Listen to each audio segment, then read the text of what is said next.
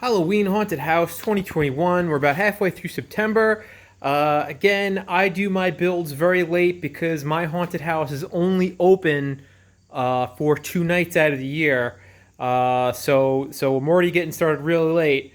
So a lot of people probably already have their haunted houses either mostly built or are ready to go with that. But I just thought I would make a quick video on the plan for the new animatronic that I'm working on this year. It is going to be a 1940s style robot. I've purchased. This is my drawing for what it'll look like on the outside.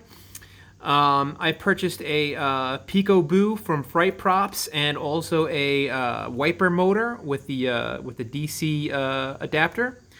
If you're looking at doing something kind of next level with a Peekaboo, I would recommend just getting the starter kit because it comes with the motion sensor and the speaker and everything. Unless you have something real specific, you're gonna need that stuff altogether anyway. So you might as well just get the starter kit. It runs about 120 bucks. For that whole shebang with the speaker and the motion sensor and the plug. And how this is going to work is I had the idea of having these arms being air conditioner tubing like this that I have from an old AC. That's about 30 feet, so it's plenty once that's stretched out. I might actually make like a large snake or something with the rest of it. And I had the idea that I wanted the arms to kind of move less mechanically and more wiggly.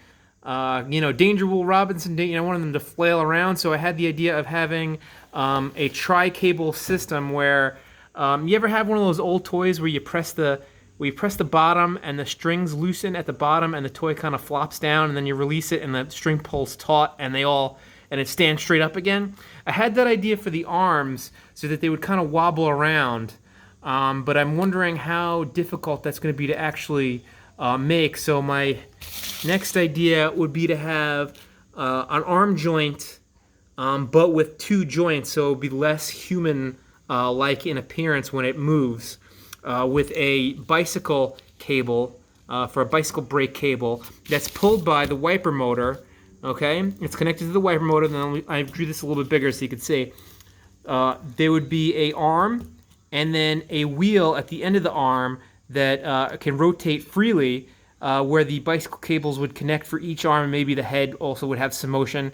So 3 cables, and then as it rotates around, this circle would also rotate freely, and it would pull and release the cables as it rotates. Now the real trick of this is to have it not hang up on stuff on the inside. So that's the real issue here, is to make sure that nothing gets caught when this is rotating around. So I might have to have it at different levels, or we'll see how that goes.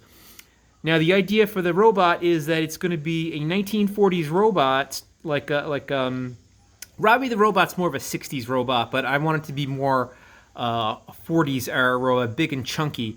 But at the bottom, it's going to be like a skeleton bottom sticking out of the bottom with guts and gore and stuff all coming out down here around the torso area.